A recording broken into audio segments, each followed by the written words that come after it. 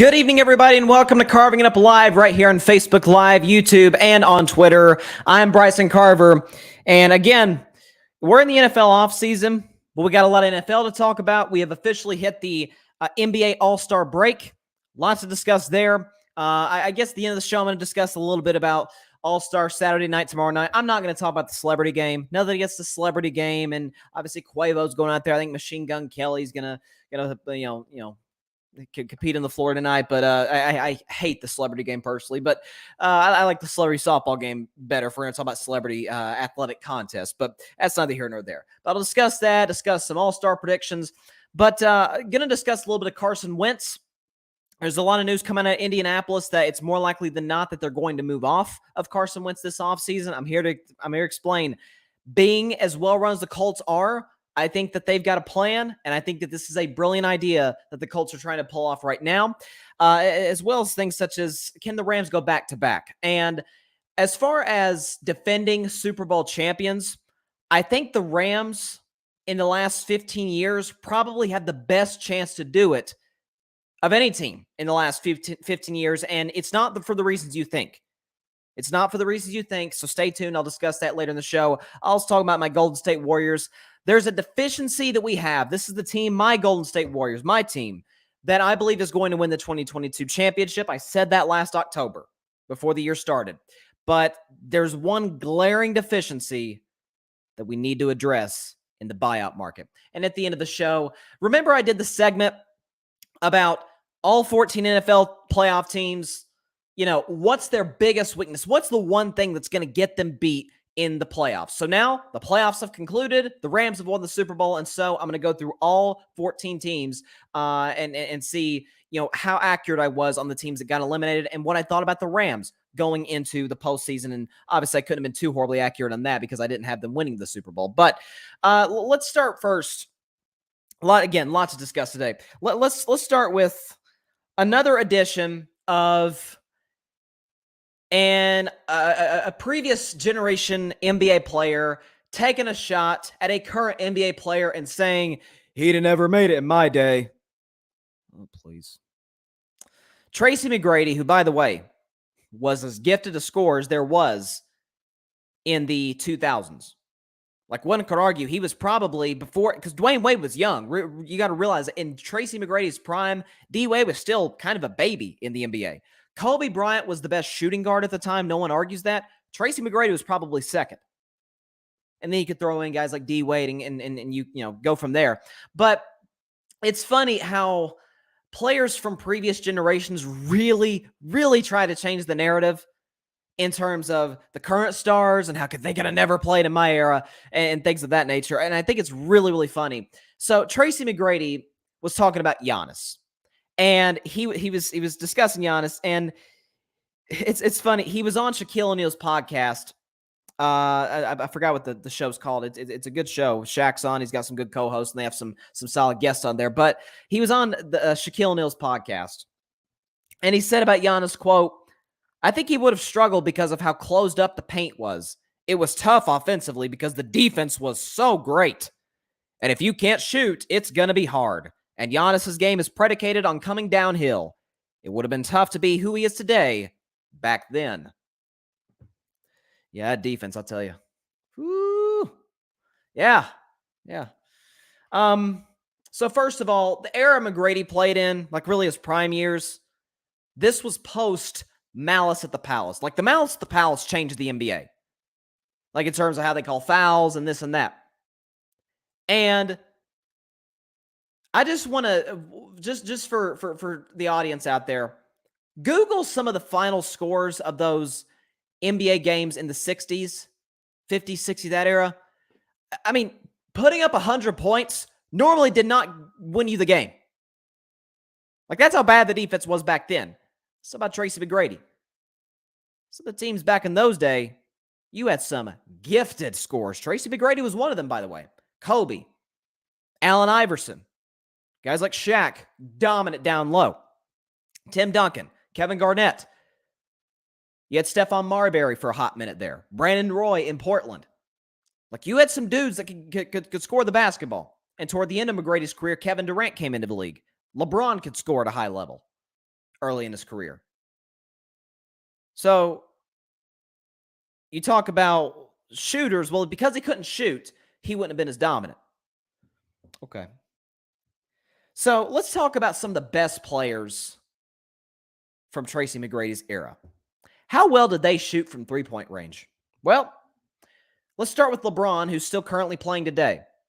LeBron, because of Steph Curry, who changed the game, has had to change his game just a little bit, not too much. LeBron's not like a spot-up shooter by any means, but he has improved his three-point shot because of that. And still, LeBron only shoots 34% from long range. That's not awful, but it's not out of this world. It's not Steph and Clay or Ray Allen. But let's look at the other stars from that time. Three-point range. Dwayne Wade, he shot 29% from three. Kevin Garnett shot 28% from three. Tim Duncan shot 18% from three. Shaquille O'Neal shot 4% from three-point range. He made 1 3 in his entire career. Well, the three-point shot wasn't as emphasized back then. I mean, we know that. I've talked about that, at length on the show. Steph changed the game. But Tracy McGrady wants to change the narrative as if the three-point shot was emphasized in that time, that timeline. And so Giannis wouldn't have been dominant. Well, time out. The three-point shot is the most, is on the front of coaches and players' minds more than it has ever been in the history of the game of basketball. And Giannis has 2 MVPs and 1 Defensive Player of the Year and has a Finals MVP. He's doing okay. Listen, I've criticized Giannis's inability to shoot. But in his defense, as I've always said, when you're the most dominant player within 5 feet of the basket since Shaq, you don't need to be a great shooter. You don't.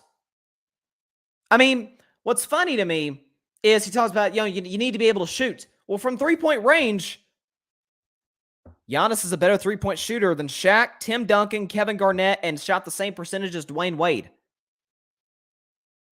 So, he's not a great three-point shooter. I'm not here to defend him anyway in that regard, but if Tracy McGrady is trying to make the argument, he couldn't shoot, that's why he wouldn't have been successful. He shot as well as the other stars from that time. So what's the excuse now? They didn't play defense? Or they don't play defense now? Stop. Just 5 years ago, the Warriors and Cavs played a Game 7 of the NBA Finals. You know what the final score of that game was? 93-89 Cleveland. Cleveland barely broke 90. But they don't play defense nowadays, They don't do that. Please. I mean, just stop.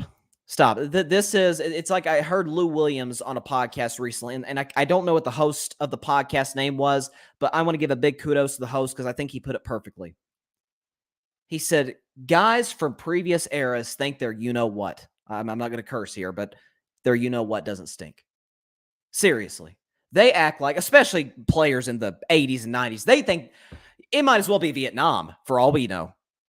I mean, we had to be armed and ready to go. We were ready to fight every second. It's like, oh, come on. You're acting like it was war out there. Come on. Tracy McGrady, you won 1 playoff series.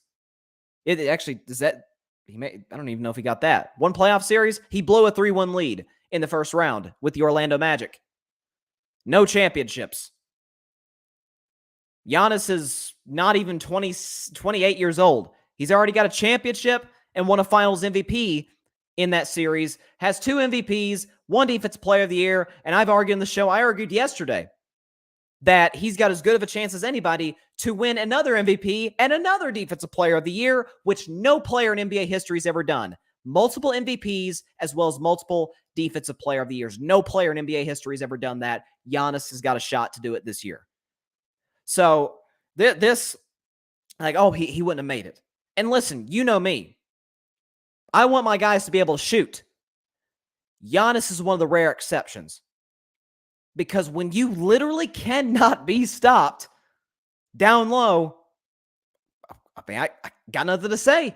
When you're scoring 50 points to win a championship last year in Game 6 against Phoenix, I can't hate. By the way, he shot 17 for 19 from the free throw line. Like, that's been, his biggest demons have come at the free throw line. he missed 2 out of 19. It's pretty good. So just it's 2 things that are starting to bother me. One, I've started to become almost a Giannis defender on this show. Because, I mean, the guy's averaging 29-11. Did you see him last night against Joel Embiid? By the way, shout out to Joel Embiid as well. That was a great matchup between the 2 guys that, to me, are top 2 for most valuable player. If I had to vote, I'd vote Joel Embiid. I think a lot of people would. And I have Giannis as a close second. Not saying they're the 2 best players in basketball, although I think Giannis probably is the best player in basketball. But those are the 2 lead vote getters for me for MVP. Both were outstanding last night to go right into the All-Star break. So shout out to them, playing their best basketball on national TV right before the All-Star break. They put on a show, and Philadelphia ended up winning in the end. But Giannis disrespect is starting to drive me crazy. It's starting to get as ridiculous as Steph disrespect, and to a certain degree LeBron disrespect. Okay? And then my second biggest pet peeve, and I've been on this for a long time, is older players acting like, the NBA is just easy today. Like when I hear people say, and I think Michael's the GOAT too. But when I hear people say, oh, Michael Jordan would average 50 today. Oh, come on. I mean, come on, man. You've lost your mind. The most gifted scorer I've ever seen, Kevin Durant. How many times, I mean, he can get 30 in his sleep, but how many times has he averaged 30? Once, twice? James Harden averaged 36 points in a season one year. Like, that is hard. That is, people are like, oh, come on, Michael would have done that. Listen, Michael did do that one year. He averaged 37 in 1988, which, in my opinion, was his greatest individual season before all the championships in the 90s. 88 was Jordan's best season. But this notion that these players from previous generations are flawless and never, missed a shot, or they never, I mean, come on. Like I said, it's like it's like they had this notion that the previous generation was, or like the previous basketball era was just, guys were just getting roughed up and this and that. Half that wasn't even basketball, man. Those Knicks teams of the 80s and 90s, they weren't skilled. Patrick Ewing was. Had guys like Allen Houston. Those lower level bench guys, those weren't good basketball players, man. Come on. They wouldn't have made it in today's league. I mean, it's like I heard, was it Colin Cowherd that said recently that the leading scorer in the 1980s was Alex English of the Denver Nuggets? Because Alex English was the best shooter, arguably. He, along with Larry Bird, of the 80s. So, yeah, drives me crazy. So Tracy McGrady, a guy who has no rings. This is, no, stop. Just stop. If Charles Barkley speaks on this, first of all, I'll say, look, it's Chuck being Chuck, and Chuck loves Giannis, so, he's never going to say anything as outrageous as this. But, people's like, oh, Chuck ain't got no rings. I just say, hey, it's Chuck being Chuck. I mean, and Chuck was a better basketball player than Tracy McGrady. Come on. Chuck's got MVPs. At least he's got that. At least he's got some finals appearances under his belt. Not as a bench player on the Spurs. Come on. All right. Let's move on now to a story that's really interesting.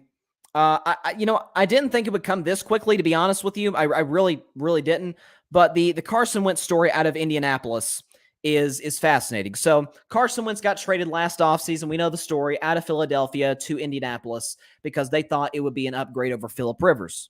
Because Phillip Rivers was 40 years old. And hey, if a 40-year-old who's a turnover machine could get us to the playoffs with 11 wins, almost winning a playoff game over the Buffalo Bills. Hey, Carson Wentz, young, big arm, fairly mobile, big, strong guy. Hey, maybe he can take us even further with this perfect roster that they have. Because I don't think, maybe I'm over-exaggerating to say it's the perfect roster, but it's darn close. I mean, you got Jonathan Taylor, who I believe finished second in Offensive Player of the Year to Cooper Kupp. Like, Jonathan Taylor is unbelievable. Arguably the best running back in football, up there with Derrick Henry.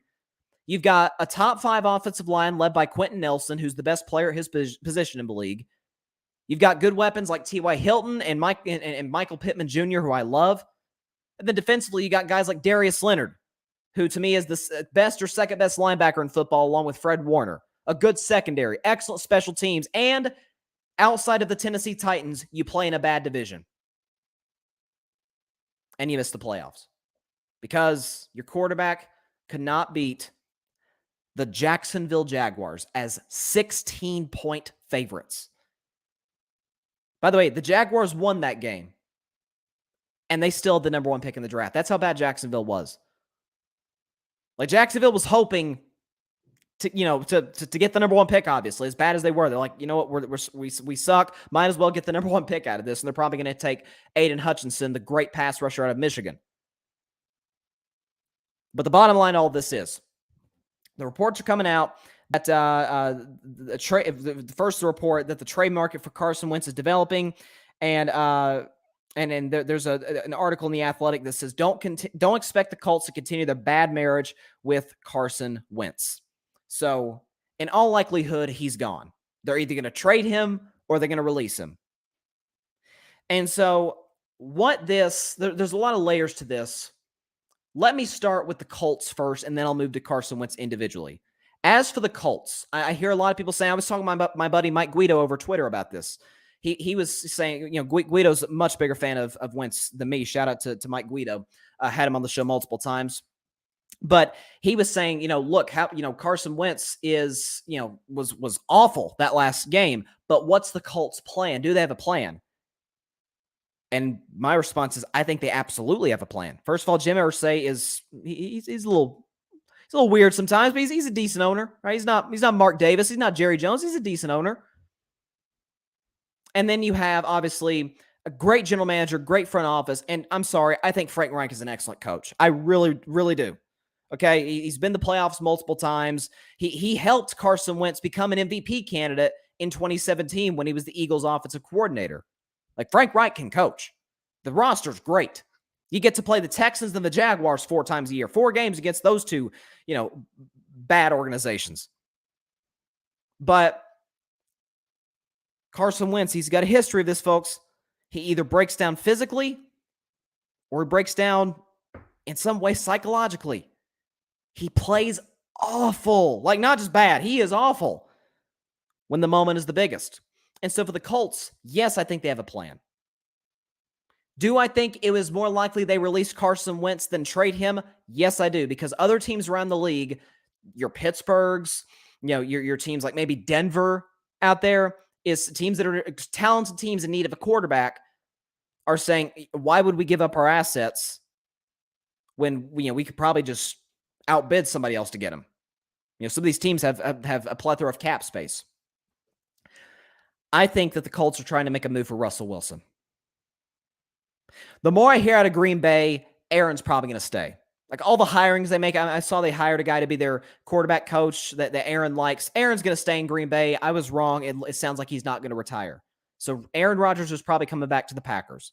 It seems like tensions have been, smoothed over. There's no real major issues, at least to the extent that they were a year ago. Russell Wilson, I'm sorry, he's not happy in Seattle. We said on the Dan Patrick show a year ago after the Super Bowl. Remember when Russell Wilson, he won the Walter Payton Man of the Year award, deserving winner, by the way. I mean, the work he does in Seattle, going to Children's Hospital, just wanted to get that out because he's a A+ human being. His wife, Sierra, she's unbelievable as well. She's a great person, great artist.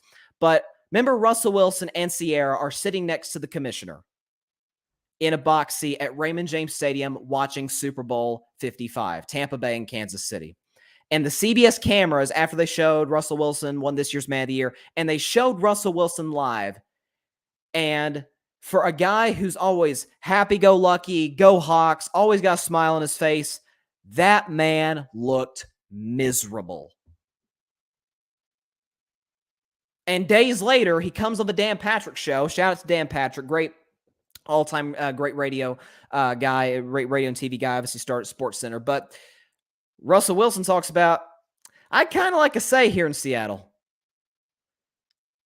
Add on top of it, I'd kind of like some extra time in the pocket because my offensive line right now ain't cutting it. It's like, whoa.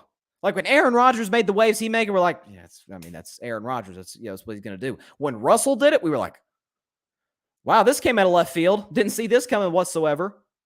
And so my thing, and I've repeated this over and over for about a month, if Russell Wilson, coming off of another division title, a 12-4 season, yes, they lost to the Rams in the wild card round, but Seattle still had a fairly successful season.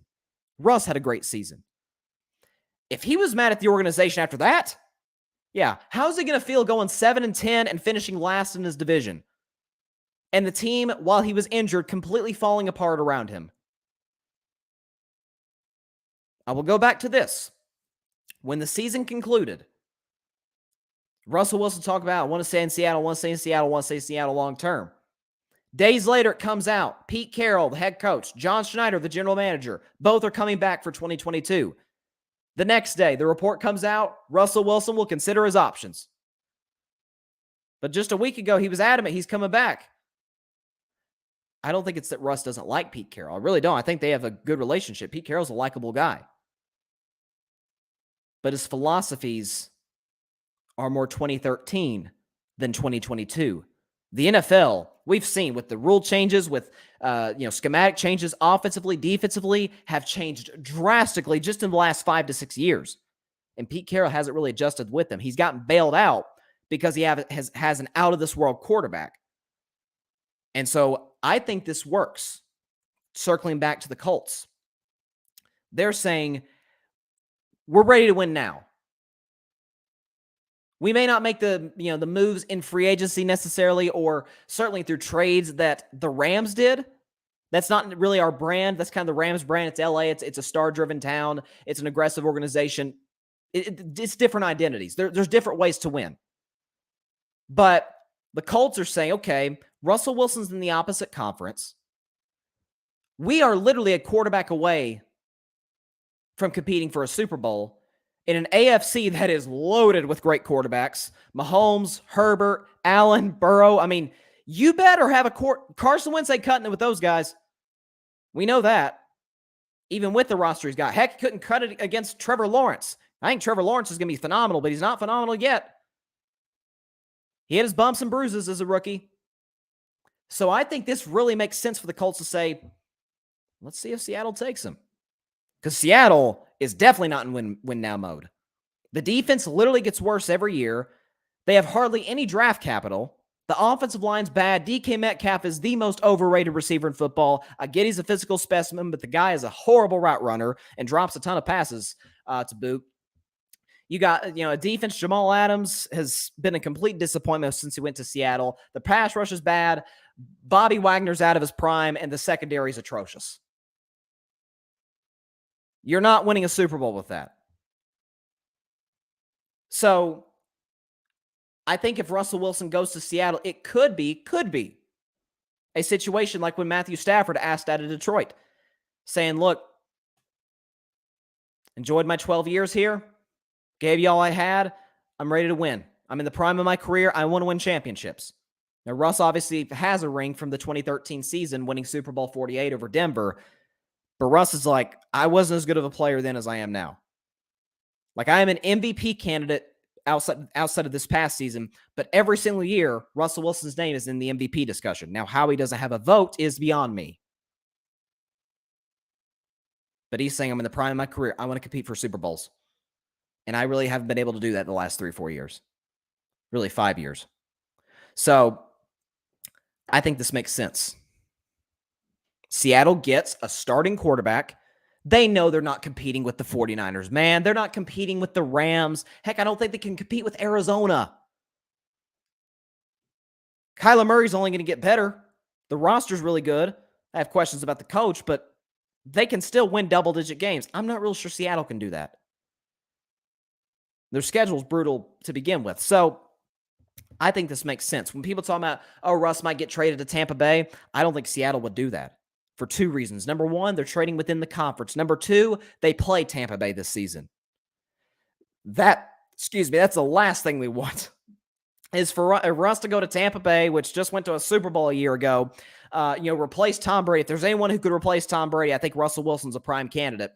And you get crushed by, double digits by Tampa, get embarrassed by a superior roster. And then, the 12th man fans in Seattle like, wow, that's who we gave him away to, really? For what? What did we get in return? Blaine Gabbert, Kyle Trask. I mean, what do we... So I don't think that trade makes sense. I think this trade makes perfect sense. Seattle gets a starting quarterback, see what Wentz has got, and then start their rebuild. Because they're trending in that direction right now, and Russell Wilson ain't going to be part of any rebuild. Whereas Russ gets what he wants. A contending team, an excellent coach, great general manager. Let's go. I think it works. I really do. But for Carson Wentz individually, got nothing against the guy personally. Seemed like a nice guy. But he is the definition of unreliability. And what's the old cliche? The best ability is availability. Man, physically, he's not available very much. And even when he's healthy last year, in the biggest spots, he was awful. He's the reason the Colts got off to a slow start to begin the regular season, okay? He had 2 games against the Tennessee Titans. Both games, both times, had a shot to win the game, especially the second go-round. The game they played in Indianapolis, Carson Wentz just flat out choked that game away. He was horrible late in that football game against a Titans team in which Derrick Henry went down in that game. And Carson Wentz was horrible in that game. And so you obviously had then the Colts go into their last 2 games. They got a home game against an inferior Raiders team, and then a road game against a far inferior Jacksonville Jaguars team. A team that's so bad it's going to have the number 1 pick in 2 months. Plays awful against the Raiders, and is even worse against, can I repeat, Jacksonville. His rookie year, they went 7-9 in Philadelphia. Not going to hold that against him. He's a rookie. I'm not going to crush him for that. Second year, almost won MVP. Like, he was amazing until he got hurt, obviously. But then we found out what was the driving force of the Eagles. It was Doug Peterson. It was an incredibly deep roster. Philadelphia had a ton of injuries their Super Bowl winning season, but their depth was on full display. And Nick Foles was putting up Carson Wentz numbers and winning playoff games. And arguably outdueled it. They went toe-to-toe. The greatest quarterback who ever lived and beat him in the Super Bowl. Carson Wentz got hurt the year after. Nick Foles took over again and won 3 regular season games, 2 of those against playoff teams, won a road playoff game at Chicago, and should have won a road playoff game at New Orleans. The following year, they were struggling to beat Dallas and Washington and the Giants. But they got in the playoffs. And Carson Wentz got hurt immediately in the playoff game against the Seahawks. And so the Eagles were stuck with poor Josh McCown out there. It was nothing doing. The following year, Wentz was so bad, they benched him for a rookie Jalen Hurts, who I don't even think played well his rookie year. They trade him. Think about this. I'm not even sold on Jalen Hurts as a franchise quarterback. I'm not. I got to see a lot more for me to buy in him completely. But in that trade, let's be real, the Eagles absolutely fleeced. The Eagles fleeced the Colts. Because now the Eagles have 3 first-round picks, and it shows you how invaluable, or not invaluable, how valuable, quote-unquote, Carson Wentz really was. Carson Wentz was with the Eagles, started the majority of their games, and they won 4 of 16. They went 4-11-1. This year, with Jalen Hurts, they won 9 games. A Colts team with Andrew Luck, with Phillip Rivers, who 2 years ago, 40-year-old Phillip Rivers won 11 games and went to the playoffs. They trade for Carson Wentz, subtract a win, and they missed the playoffs. This is who he is. Is he a starter? No question. Is he a franchise quarterback? Absolutely not. Things in 2017 and 2018 were perfect for him in Philadelphia. Perfect. When it comes to a little adversity, he crumbles. Every time, like clockwork. Every year you can count on it. I mean, that loss to Jacksonville might have been the worst regular season final week winning you're in the playoffs choke that I've ever seen. Seriously. I mean, if you lose to the Titans and play bad, I'm going to rip. I'd have ripped Carson Wentz. But at the same time, it's like, it's Tennessee. Like, you get it. Jacksonville, when you're 16-point favorites, you got to win that game. It's kind of like when people talk about, oh, this person did this, and this person did this, and that, and this. But one awful thing, to me, negates all that. Same thing. That's what I apply to Carson Wentz. He did some good things last year. He got him on a winning streak. He beat Buffalo at Buffalo and outplayed Josh Allen. He's fully capable of doing that. He's wildly talented. But he's a little bit like Russell Westbrook in a way. When you need him most, he goes tunnel vision. He's trying too hard. He's out of control. And it crumbles. Dramatically. Which it did for the Colts last season. So I think the Colts know in that building, we're not in a rebuild. And they're saying, look, with the roster that we've got, we're not content with just, okay, maybe we go out and get Jimmy Garoppolo and maybe we win a playoff game and that's about it. No, we have a Super Bowl roster. We play in a bad division. This is unacceptable. So they're pissed. They're pissed after how that this past season ended. They got a plan behind this. I have no doubts about it. They draft well. They pick up free agents well. They're making a push for Russell Wilson. I don't think there's any question about it. Because to me, he's the only, or maybe Deshaun Watson. I think Deshaun Watson could be in the cards. The only thing that gives me cause for pause is on the Colts end. They're like, how many games is he going to be suspended for? Because when he does come back, he's going to be suspended. And then second of all, the Texans are not trading to a division rival. I mean, gosh, whatever fans the Texans have they would turn on the franchise if that happened. Houston would never do that. So that's my bottom line to all this. This is who Carson Wentz is. This doesn't shock me. But people's like, well, who are you going to replace him with? I think they're making a push for Russell Wilson. I think they said by March 19th they have to cut Carson Wentz to save cap money, to save cap space. I think today's February 18th. Give it a month and a half. I think Russell Wilson is going to be the Indianapolis Colts quarterback. I really do. I think the Colts are making things happen right now, or at the very least, discussing things of that nature internally. I think it's going to happen. I really do. They got a Super Bowl roster. They just don't have a Super Bowl quarterback. And what was my theme, the number one theme of my show all of last season? You can have the perfect roster. Look at Cleveland. Look at Indianapolis. San Francisco has the perfect roster. They had Jimmy Garoppolo, who was awful in their playoff wins over Dallas and Green Bay. Still got to the NFC Championship game because they're that good and that well coached. But you got to have that guy to take you over the top. The Rams did. That's why they're champions. The Bengals do. They got Joe Burrow. That team had no business in the Super Bowl. But Joe Burrow's that good.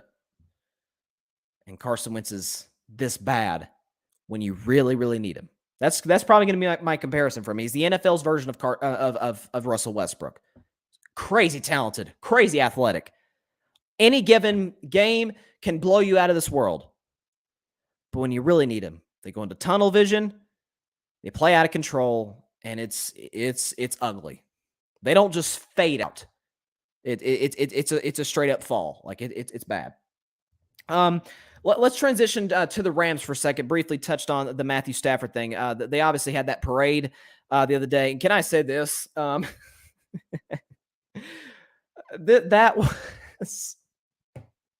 That was the saddest parade I've ever seen. Nothing against the Rams. I have so much respect for the Rams and their front office. Stan Kroenke's a great owner. Sean McVay's a great coach and great roster full of amazing guys. Cooper Kupp and Stafford and Aaron Donald. I was so happy for him and OBJ.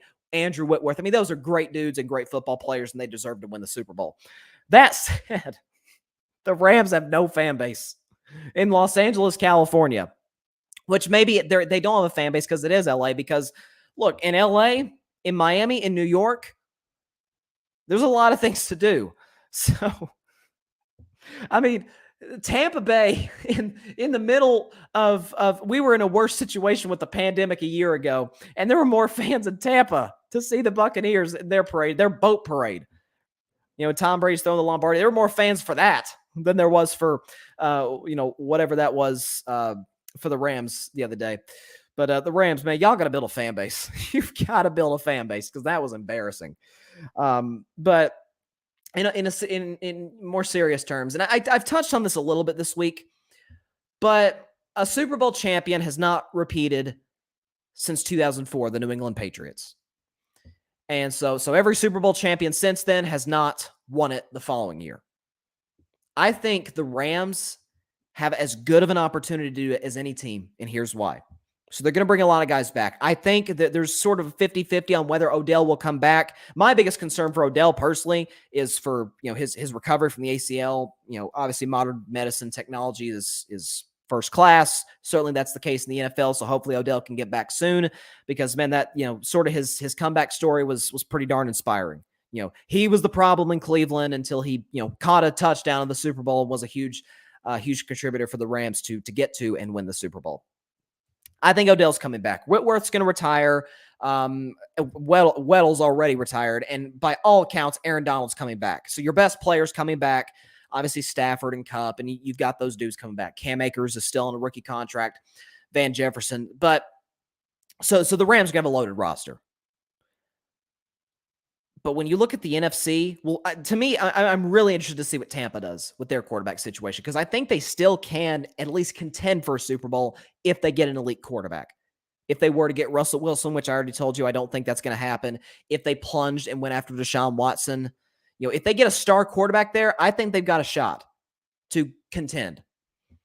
But the NFC is the Rams or the 49ers for the taking. The Rams' biggest competition, their greatest adversary for winning the NFC and getting back to the Super Bowl is their division rival, the 49ers. First of all, they almost did it this year with Jimmy Garoppolo. One could argue that the 49ers should have won that game. Remember, Stafford throws the deep ball down the field. It's badly underthrown, and that Tart kid, the safety, just completely drops the interception and gives the Rams a break, and they go on to win the game. Jimmy G was awful in those playoff games. He was not good. He was terrible in the fourth quarter of the NFC Championship game. And the 49ers still almost, pulled that off, and they almost got to the Super Bowl. But the point of it is, for the Rams, outside of San Francisco, who's going to stand in your way in the NFC? I think Arizona's going to be, formidable. I mean, heck, November, early December, they were the number one seed. My questions is, what are they going to do in December and January with Cliff Kingsbury at head coach and with Kyler Murray, who has not played well at the end of the last few seasons? But the Cardinals will give you a run. But when you look at division to division, if you look at the NFC South, let's say Tampa Bay does get Jimmy Garoppolo, which I think is a very good possibility that happens. Tampa Bay is not contending for a Super Bowl. They'll win their division. They're not threatening the Rams. The Rams beat the Buccaneers with Tom Brady. So they're going to beat them with Jimmy Garoppolo, no question. So nobody in the NFC North scares you. Atlanta, Carolina, Atlanta's not a mess. They're just, Atlanta. They're going to win 7 to 8 games and be pretty much irrelevant. The Panthers are a mess. The Saints are kind of in flux as well. Dennis Allen's a great defensive coordinator. He was an awful head coach in Oakland. We'll see what he does with the Saints, and they don't have a quarterback. So I think that's Tampa Bay's division to lose as long as they get a serviceable starting quarterback. But they're not going to contend with the Rams. Okay, so there's the NFC South. That's 4 teams right there out of the picture. By the way, Seattle, even if they keep Russ, they're not beating the Rams for the division or in the playoffs should that happen. Let's look at the NFC East. Okay, Dallas is going to win the division easily. I'll give Washington a shot if they get a quarterback, but if it's Taylor Heineke again, forget about it. They're not doing anything. The Giants with Brian Dable, I love Brian Dable. Don't love Daniel Jones. So that's not going to result in much. And Philadelphia is going to take a step back because this year they're playing a second place schedule. Last year they played a fourth place schedule. Philadelphia is going backwards. Dallas will win the division, but it's not a great roster. Dak's outstanding. Micah Parsons is one of the 5 best defensive players in football. He's unbelievable. Outside of that, you got your number 1 corner gets burned every game by the other team's best receiver. Your receivers are as inconsistent as they come with Amari Cooper and CeeDee Lamb, and you're not even sure if Michael Gallup's going to be there next year. The offensive line is aging badly. I don't want to go into a Dallas rant. The point is, they're not beating the Rams. And then you look at the NFC North. Minnesota, I like the Kevin O'Connell hiring because he's a part of the Sean McVay, coaching tree. But Kirk Cousins is still there. And Kirk Cousins can get you to the playoffs. He's done that time and time again in his career. He's going to put up huge numbers. But will there be substance behind that? Chicago, I wasn't a huge fan of the Matt Eberflus hiring. I love Justin Fields. I would have hired an offensive coach if I were the Bears, but they didn't. They'll be a little better this year, but they're not going to do anything special. And then the Lions are one of the worst run franchises in sports. So we know they're not going to do anything. And then you got the Packers. Packers are going to win their division easily. If Aaron Rodgers comes back, they'll win 12 to 13 games again. But we know what's going to happen in the playoffs. Aaron Rodgers is James Harden with a ring in the playoffs. Since that long ago Super Bowl, he is 2 games under 500 in the playoffs. And in his playoff career, he has won 2 game-winning drives. Matt Stafford, this postseason alone had 3 game-winning drives. So the Packers are not beating the Rams. By the way, if it comes down to coaching, let's say Aaron Rodgers does play well for once in the playoffs. If it comes down to coaching, Sean McVay versus Matt LaFleur, really? That's a mismatch. So Green Bay's not beating the Rams. So in terms of winning the NFC, to me, San Francisco gives the Rams the biggest run. Kyle Shanahan, up until the NFC Championship game, all he did was beat Sean McVay 6 straight times. Most of those games, if not all of them, he had the inferior quarterback and still won those games. Road, home, didn't matter. You add to it that you got Trey Lance, who I think is going to be phenomenal. I love Trey Lance. I think I'm not saying he's going to be the next Patrick Mahomes, but don't be shocked if he's an MVP candidate that next season. That's all I'll say. I think he's going to be great under Kyle Shanahan. And not to mention you have Deebo Samuel, who's a cheat code offensively. George Kittle, who's the best overall. Travis Kelce's the best tight end in football. But George Kittle's the best overall, the whole package at his position, tight end in the National Football League. Trent Williams is the best left tackle in football. He anchors a great offensive line. You got guys like Brandon Ayuk, my man Juwan Jennings out of Tennessee. You got guys, you got weapons. Defensively, stacked. Oh, by the way, offensively, you also got Elijah Mitchell, who had a great rookie season. Defensively, Nick Bosa, Armstead, Javon Kinlaw. Fred Warner's the best linebacker in football. Your secondary is iffy, so you're going to need to address that in the offseason. But that's about the 49ers' only weakness. And by the way, their special teams is great. Robbie Gould has never missed a kick in the playoffs. So, to me, those are the 2 best teams in the NFC. So, for the Rams, outside of that, I'll give Arizona a puncher's chance. I think Dallas, because of Dak and Micah Parsons, would make it close, but the Rams would pull away in the end because they're a better coach and they have a better roster. And more likely than not, the game would be in Los Angeles, not Dallas. But Green Bay, come on. Tampa, unless they get a quarterback, come on. To me, it's the Rams' conference to lose. Now, I mean, if they get to the Super Bowl and they play a better team than Cincinnati, if they play a Kansas City, a Buffalo, a team like that, if Tennessee can get their act together in the playoffs, we may have a different conversation.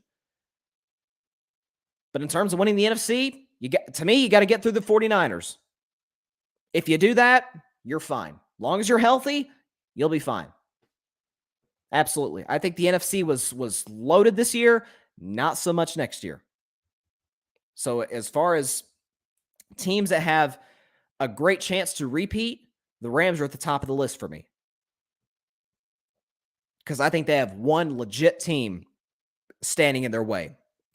The AFC, if Cincinnati had won the Super Bowl, I'd have been like, well, crap, now you got to go beat Kansas City again. You got to beat possibly Buffalo. The Chargers are no joke with Justin Herbert. And, what does Pittsburgh do at quarterback? Tennessee, Indianapolis, let's see what they do. I think they're going to get Russell Wilson. I'll reiterate that again. AFC is a lot more crowded than the NFC. So I think that's the Rams conference to lose. Moving on now to the NBA, and then I'll shift back to the NFL because I'm looking forward to my last NFL topic. Stay tuned for that. Talking about the playoff weaknesses thing.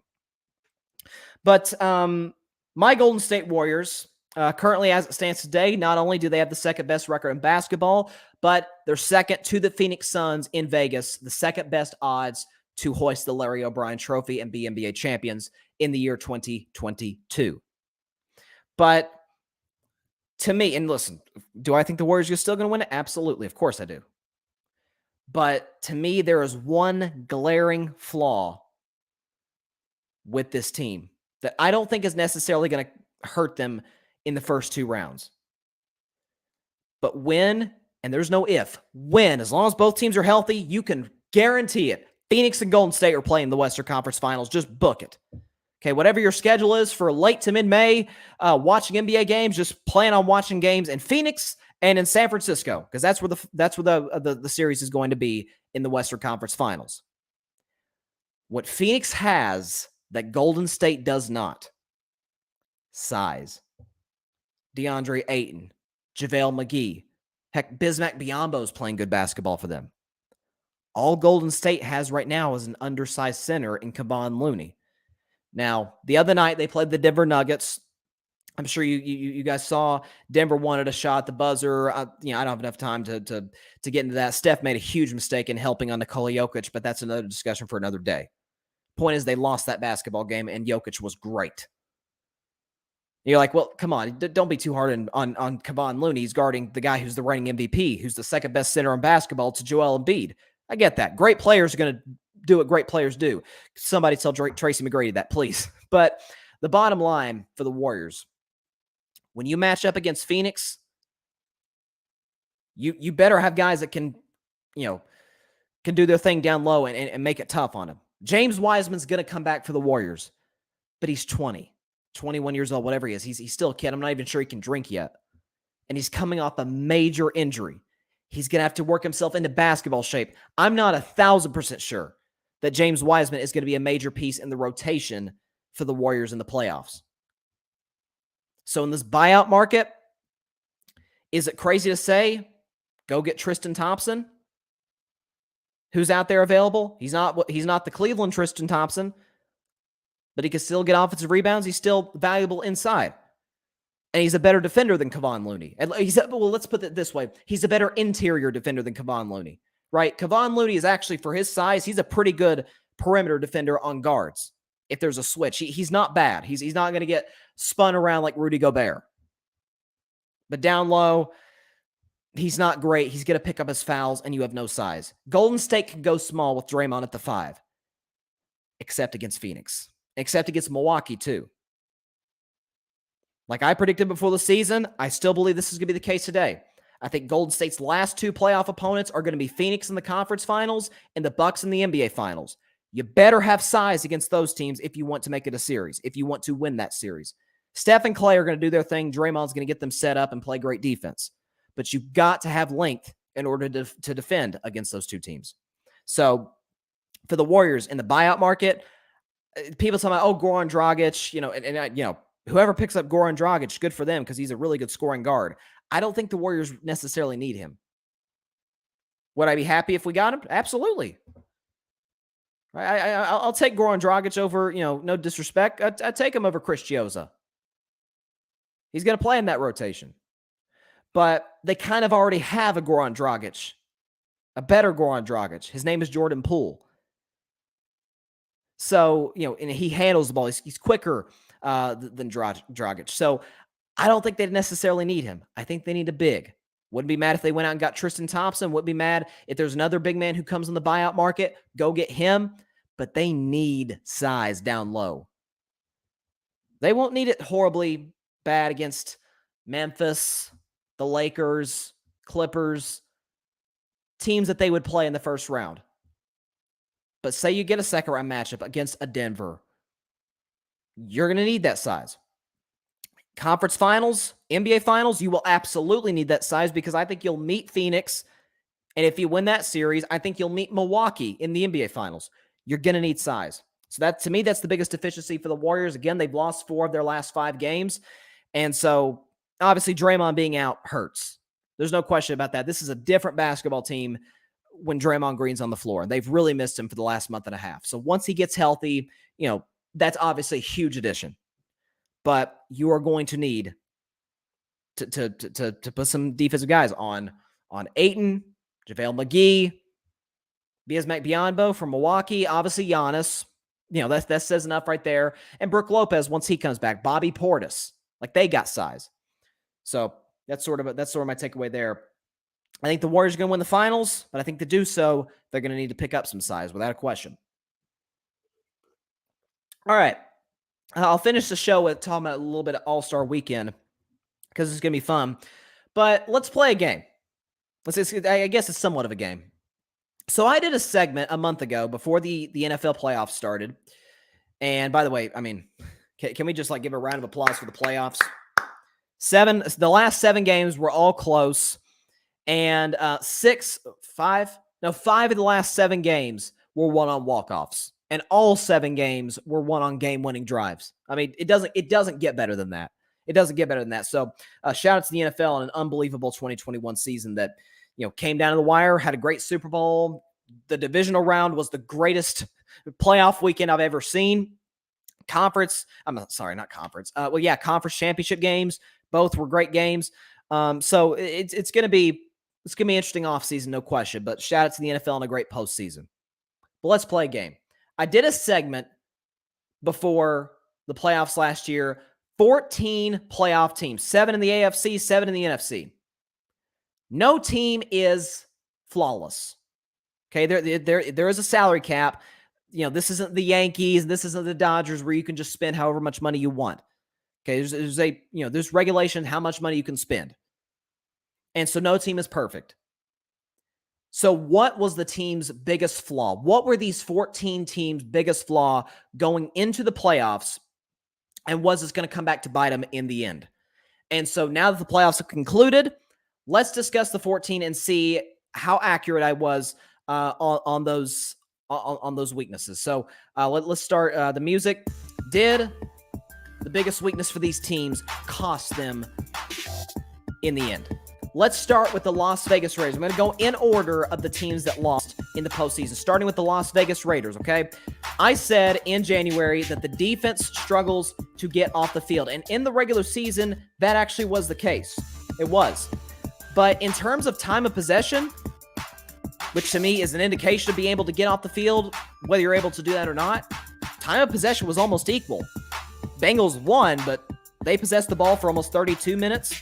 Raiders 28 minutes. And by the way, in that fourth quarter, the Raiders defense did a really good job at stopping Joe Burrow, Jamar Chase, and that Bengals offense. They gave their offense a shot to win it, but they came up short there in the end. Derek Carr threw an interception on 4th down that ended that game.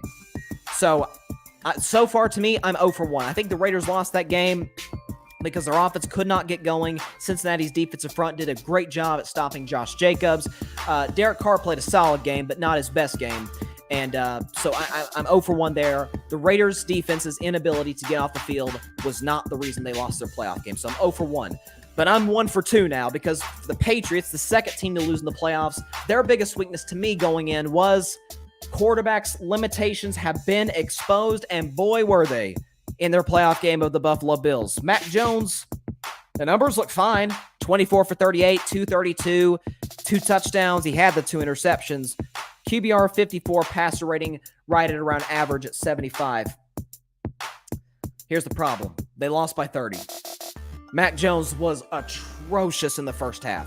Most of those numbers came in the fourth quarter when the game had already been decided. Okay, Bill Belichick knows, the Patriots know, their quarterback cannot go toe-to-toe with Josh Allen. And if that was ever so evident in their playoff game, their loss against the Bills. So I think I'm 1 for 2 there. Quarterback's limitations have been exposed. That is the biggest reason. There's a lot of reasons, but that's the biggest reason the Patriots season came to an end. Now to the Philadelphia Eagles. Struggles mightily against good teams. And you're going to play good teams in the playoffs. Every team you play is good.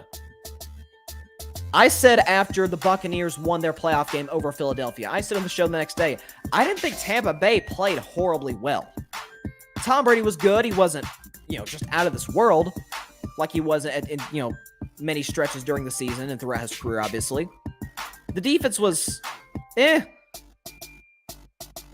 Eagles won 8 of their 9 games. 8 of the Eagles' 9 wins came against teams with a losing record. That matters in the playoffs, so you didn't really beat anybody. And by the way, the one team they beat with a winning record, the Saints, didn't even get in the playoffs. So they did not beat one legit playoff team the whole season. And so once they run into one, Tampa Bay, talent alone won that game for the Buccaneers. I didn't think they played that well again. But in general, the Eagles did not play a good football game that day. Jalen Hurts was terrible, and that was what decided it. Now on to the Dallas Cowboys. I'll give myself half a point. Horrendous kicking game and even worse clock management. So for the kicking game, for Greg Zuerlein, who drove me crazy all season long, he was pretty good. He didn't miss a single kick that game. Like he didn't miss any extra points. He made a long field goal that kept Dallas in the game in the fourth quarter. So, Greg Zuerlein was fine. But isn't it fitting that the Dallas Cowboys season, as I said the next day, isn't it fitting that their season ended on that play? 13 seconds left, the quarterback draw, the horrible execution, the awful call to begin with, and that was that. And that was all she wrote for the 2021 Dallas Cowboys. So I'll give myself half a point for that. I was wrong on the kicking game that would cost them. Greg Zuerlein did his job. The clock management was literally what the last memory we have. The last memory we have of the Dallas Cowboys from last season is bad clock management. Isn't it fitting? Let's move on to the Pittsburgh Steelers, the next team to lose in the playoffs. Major limitations at quarterback, and boy, was that evident in their loss to Kansas City. Ben Roethlisberger had a QBR is 0 to 100. He had a QBR, if you round up, 13. It was awful. I mean, early in that game, Pittsburgh was shutting down. Early, the game was scoreless after the first quarter. Pittsburgh's defense, TJ Watt, Defensive Player of the Year, they were doing all they could against Kansas City. But the quarterback couldn't do jack when it mattered. Yes, he threw 2 touchdowns, and yes, that was the last game of Ben Roethlisberger's career, but that's what cost the Steelers. They did not have any whatsoever. They did not have a dynamic quarterback. The Chiefs obviously do, and that was all she wrote. The Steelers lost by 3 touchdowns. Moving on to the teams that lost in the divisional round. I'm sorry. Before that, the Arizona Cardinals. Okay, let's look at the Cardinals. What to me was their biggest playoff weakness? Kingsbury's inability to adjust. I believe I was right on that one. Here's why. The Rams built that big lead. I believe it was 14-0.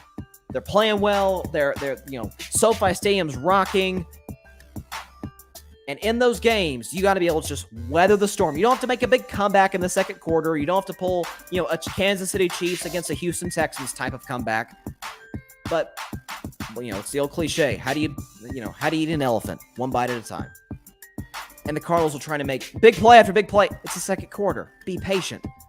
Kingsbury's inability to adjust, I will add to that, Kyler Murray was awful in that game. So I will give myself a point there. I think that was what cost the Cardinals in the end. Now to the divisional round losses.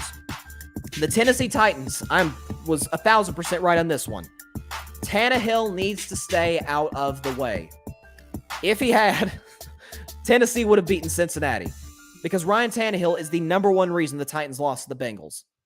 He was my biggest concern, and that's what ended Tennessee's season. His numbers: 220 yards, 1 touchdown, 3 interceptions, all in critical points of the game, and he had a QBR 0 to 100. He had a QBR of 10. May I remind you, all 3 interceptions were huge plays. If he doesn't throw one of those interceptions, just one of those, depending on what point in the game, Titans probably win that game. The first pick he threw was on the first play of the game, and the Bengals got 3 points out of it. The second pick he threw probably cost the Titans a touchdown because they're driving. Deontay Foreman had just broken off a big run. Tennessee's starting to get some momentum. and Tannehill has a pass tipped up in the air and intercepted by Mike Hilton, taking away points from Tennessee. And then the last interception he threw, under a minute to go, Titans are trying to drive to win the game. He throws a pass that gets picked, and the Bengals end up, seconds later, kicking the game-winning field goal. Ryan Tannehill, I thought, would cost the Tennessee Titans when it was all said and done, and that is exactly what happened. To the Green Bay Packers now, the next team that lost in the playoffs, to my delight. Run defense and special teams are a disaster. Just like the Cowboys, I will give myself a half a point. I should have said Aaron Rodgers in there too, because I've always said he's bad in the playoffs. But the run defense for Green Bay was not bad. Like San Francisco, what did they average? Like 3 yards a carry? Like they weren't getting much. And crap, they gave up 13. I'm sorry. The defense by itself, they gave up 6 points. I know the Niners scored 13, but that was given up by the special teams. The block punt, Niners scored the touchdown, tied the game at 10. The defense stopped Aaron Rodgers, and then they got in field goal range, and they won it at the gun off the foot of Robbie Gould.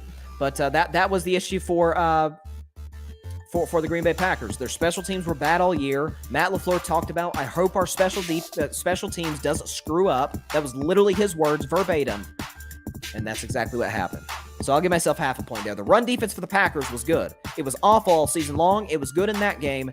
But the special teams was probably the biggest reason, along with Aaron Rodgers, why they lost. To the Tampa Bay Bucks now, the at-the-time defending champs, they fell apart physically. That's what I thought would cost Tampa Bay when it was all said and done. Injury after injury after injury. Tom Brady was beat up. Obviously, Leonard Fournette was playing hurt, as was, they were having to bring guys like Brashad Perriman in there to play. I mean, they were a thin roster. Chris Godwin got hurt. Antonio Brown ran away. And then defensively, you got guys like Shaq Barrett, Jason Pierre-Paul beat up. The secondary was beat up all season. So to me, that's what cost Tampa Bay. They had to come back from 27-3 down because the Rams were the better roster and the healthier roster. And frankly, they were more ready to play. So you can maybe point to coaching there in some regard. But to me, that's the biggest reason Tampa lost. Tom Brady played great in the second half, almost led him back, almost had another legendary comeback. But when it was all said and done, Tampa Bay was just really thin. They fell apart physically. To the Buffalo Bills, the team I thought would play Tampa Bay in the Super Bowl before the year started. What was my concern for the Bills? Which Josh Allen are you going to get? Josh Allen was incredibly inconsistent at points in the regular season. Yeah, he was not the reason they lost that game. Josh Allen in that loss against the Chiefs, 329 yards, 4 touchdowns, a QBR of 90, and a passer rating of 136. Yeah, he was far from the reason the Bills lost that game. The Bills lost that game because they couldn't stop Kansas City. They couldn't stop them with a minute left. They couldn't stop them with 13 seconds left. And they couldn't stop them in overtime. That was what cost Buffalo. So I don't think I need to elaborate this much on this here. I was wrong on that one. No question about it. I thought Josh Allen's inconsistency would cost him in the end. It did not. The defense did. So no points there for me. To Kansas City, who lost the very next week, of course, to Cincinnati. What was their problem that I was concerned about? Defense is frustratingly inconsistent. And it was. The defense completely shut down Burrow and the Cincinnati offense in the first half. They were up at one point, 21-3. Now, as I said at the time, Mahomes deserves blame for that loss as well. But Kansas City's defense could not get a stop in the second half. So I will be nice. I'll be generous. I'll give myself a half a point there because I'm right on the Kansas City thing, but Mahomes had something to do with that well. Mahomes was the biggest reason they lost, but the defense was a reason they lost. So I'll say half a point there. To the 49ers, what was their issue I was worried about in the playoffs? They had the same problem as the Titans.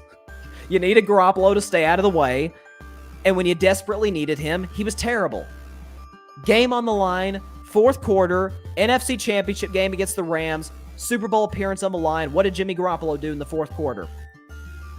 3 completions out of 9 attempts for 33 yards and the game-ending interception. So he was awful. And Lord knows what his passer rating was in that quarter. So Jimmy G did not play well. He was okay in that game, but when you really needed him, terrible. That's what cost the 49ers. So I'll definitely give myself a full point for that. And I might as well give myself 2 points for this one because this is, I hit this one on the head. The team that lost the Super Bowl, the Cincinnati Bengals, what was I most concerned about them going into the playoffs? Offensive line, and then in all caps, cannot protect Burrow. Enough said. 7 sacks given up in the Super Bowl against the Rams. Joe Burrow was limping around. He had a really scary-looking knee injury in the fourth quarter of that game. Stayed in. Would not have stayed if that was a regular season game. He stayed in because it was a Super Bowl, and you're trying to win the game. But that offensive line for Cincinnati, you've got to address it. You've got to address it. And I will subtract a point from my total here. I'll count it here at the end. What was I most concerned about for the Rams going to the playoffs? I'll go and put that up. Despite veteran roster, quarterback underperforms in big moments. Lord have mercy, was I wrong on that one? Because Matt Stafford in the last 3 playoff wins for the Rams, 3 straight games, the last 3 playoff games, all 3 were won on game-winning drives. A quick 30-something second game-winning drive against the Tampa Bay Bucks, capped off by a game-winning field goal. A long drive against the 49ers, capped off by a game-winning field goal. And then 2 weeks later, a game-winning drive capped off with a touchdown that won the Super Bowl over the Bengals. So I will definitely subtract a point on there. 1, because they won the championship. And 2, because I was so horribly wrong. Because Matt Stafford is, you could argue, the second or third biggest reason the Rams are champions today. So let's go through this again. So from Raiders, I'll skim through it. So Raiders, I thought their issue was defensive line struggles to get off the field. That, to me, was not the biggest reason they won. They weren't able to get much going offensively, so no points there. The Patriots, quarterback's limitations have been exposed. I'm definitely going to give myself a point there because Mac Jones was awful just the entire late season, but especially the playoff game. Philadelphia struggles mightily against good teams. I'll give myself a point there because they were bad against Tampa. Dallas, I'll give myself half a point, because the kicking game was not horrendous as I thought it would be, but the clock management was. So half a point there. For Pittsburgh, major limitations at quarterback. Definitely right on that one. Ben was awful. The Cardinals, Kingsbury's inability to adjust, absolutely, along with Kyler Murray's struggles. I'll give myself a point there. I should give myself 2 points for the Tennessee one. Tannehill needs to stay out of the way. He got in the way. He's the biggest reason they lost. I'll give myself half a point for Green Bay because the rush defense was not awful. The special teams were. So that was that. Tampa Bay fell apart physically. That's the biggest reason to me they lost to the Rams. On Tampa Bay's end, at least. Which Josh Allen will you get? Well, you got an amazing Josh Allen. So Josh Allen wasn't the issue. Far from it. I might as well subtract a point from that, and I think I will. For Kansas City, defense is frustratingly inconsistent. Because Mahomes was so bad in the second half, I will say that I was wrong on that one. The defense wasn't good in the second half, but Mahomes was just atrocious in the fourth quarter, about as atrocious as his brother's TikToks. To the San Francisco 49ers, same problem as the Titans. Absolutely. I was definitely right on the money with that one. Garoppolo was awful in the fourth quarter of the conference championship game. I'm going to give myself 2 points for Cincinnati because it was the single reason that they are not champions today. Offensive line cannot protect Burrow, but I'll subtract a point off my total because Matt Stafford was my biggest concern, but one could argue he might have been the biggest reason that they won the Super Bowl. Before I tally put up my point total, John just says -1, so there you go. I'm definitely going to subtract 1 off for the Rams because Stafford was outstanding. So let me look through here my graphics. So let's see, Raiders. Okay, so Patriots, I get a point. Eagles, a point. Cowboys, half a point. So that's 2.5. Steelers, 3.5. Cardinals, 4.5. Titans, 5.5. Packers, 6. I'll give myself half a point for that one. So 6. Buccaneers, I'll give myself 7. Bills, I'm going to subtract a point because I was so horribly wrong on that one. So back to 6. Chiefs, I'll say wrong. Mahomes was the biggest reason they lost that game. So still at 6. 49ers, I'll give myself a point because Garoppolo was terrible. So that's back to 7. And I'm going to give myself 2 points for the Bengals to go up to 9 because the offensive line was that bad. But then I'll subtract a point for the Rams because Stafford was great. So basically out of 14 points, well, of course, I gave myself 2 points for the Bengals one. So basically out of, if I gave myself 2 points for all of them, if I was like right on the money on all 14, which is impossible to do, out of 28 possible points, I got 8. So I'm going to try and improve that one next time. Let's just say in between 16 or 14, 8. Okay, let's say out of 21 possible points. I've got it working in my head. I'm not going to try and explain it because then it'll screw up the show. So 8. I'll give myself 8 points for that whole mess. I'm definitely going to do this for sure with the NBA playoffs once it comes in a couple months, because I mean, obviously for the teams that nobody thinks are going to win the championship, say Minnesota gets in, nobody's scared of Minnesota. Out east, I don't know. Atlanta's bad defensively. They're not going to win the finals. So I'll definitely do that with the NBA once the playoffs come around. But that was one of my favorite segments I did all of last season because, again, it's a salary cap league. No team's perfect. You're going to have deficiencies. That's just the way it is. Before we go, NBA All-Star Weekend. Celebrity game tonight. Could care less because the celebrity game, after Kevin Hart retired from the celebrity game, it's been kind of terrible. It's not great basketball. But for the competitions, in terms of the events, I'm trying to find the competitors for All-Star Saturday night and then the game. Okay. So for the Skills Challenge, the Taco Bell Skills Challenge, which is the first event on Saturday night. The competitors are going to be, I believe they're playing on teams, right? Oh, that's cool. Okay, so they're doing teams. They're doing 3 teams. Team Cleveland, because they got 3 Cavaliers. The All-Star Game's in Cleveland, so I think that's a good idea. The Antetokounmpo brothers, Giannis, Alex, and Thanasis. Giannis, Alex, and Thanasis Antetokounmpo. They're the 3 Antetokounmpo brothers are a team, and then they call it the rookies. Scotty Barnes, Cade Cunningham, Josh Giddey, all of which are having excellent rookie seasons. And so I will say the winner will be the Team Cavs. I'll say Team Cavs wins because you got guys like Jared Allen, who's a great shot blocker. Obviously, I don't think that's going to come into play. And then you got Darius Garland and Evan Mobley, who's as good as an all-around big man coming into the NBA as we've ever seen. So, for the Cavs, I think in terms of talent, yes, you got the Antetokounmpo brothers, which is a cool story. Giannis is, of course, the best player in basketball. And Thanasis comes in mostly during home games. He can give you some good minutes defensively. And I don't think I've ever seen Alex play. No disrespect. I don't think I've ever seen him play basketball. And then the rookies are extremely talented. Scotty Barnes, Cade Cunningham, and Josh Giddey. So I'll take the Cavs, Team Cavs. I think they're the most skilled of that group. And so now to the 3-point contest, which I was disappointed Steph and Clay weren't in it, but hey, it is what it is. But we got some good 3-point shooters, no question. So the competitors for the 3-point contest are Desmond Bain, Luke Kennard, Zach LaVine, CJ McCollum, Patty Mills, Karl Anthony Towns, Fred VanVleet, and Trae Young. I think it's very interesting, very cool. They got a center in this competition in Karl Anthony Towns. I would say the winner I'll pick for this competition, I'm going to go with a lot of people I'm sure are going to go with Patty Mills or Trae Young. I'm going to go CJ McCollum. I'm going to go with CJ because since he was traded to the Pelicans, CJ's been on fire. So I think he's feeling himself. He's a bucket getter, certified bucket getter, and he's a great 3-point shooter. So I'll say CJ McCollum wins the 3-point contest.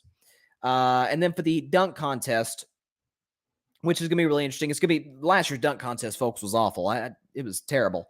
But I think we're going to get a much better than one this go around. So we got Cole Anthony, my man, Juan Toscano Anderson of the Golden State Warriors. By the way, I think they got if they were going to get a Warrior to be in the contest, they should have gotten Jonathan Kuminga.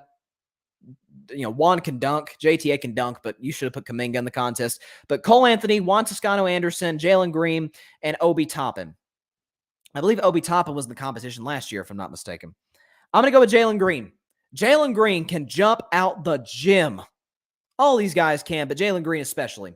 While Toscano Anderson is more of a posterizer, dunker, if posterizer is a word, that's kind of what he does. He's not a guy who's going to go between the legs, behind the back, stuff like that. Go Vince Carter, which, who could go Vince Carter? But if there's anybody who could, I think it's Jalen Green. So I'm going to take Jalen Green to win the dunk contest to cap off All-Star Saturday night. And then for the game, the All-Star game on Sunday night between Team LeBron and Team Durant. Obviously, KD is not going to be playing for the second straight year because he is hurt.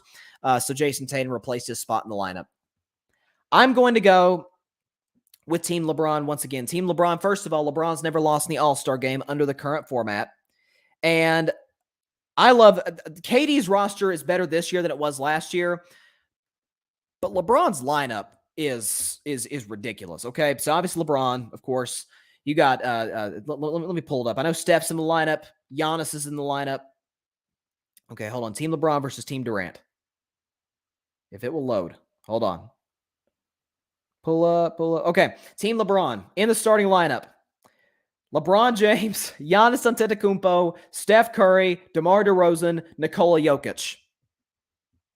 So in that starting lineup, you have the three best players in basketball, in my opinion. I got Giannis, LeBron, Steph. I think they're the three best players in the world. You got DeMar DeRozan, who's a candidate for MVP. And you got Jokic, who's the reigning MVP. So you got three MVP-level players on Team LeBron.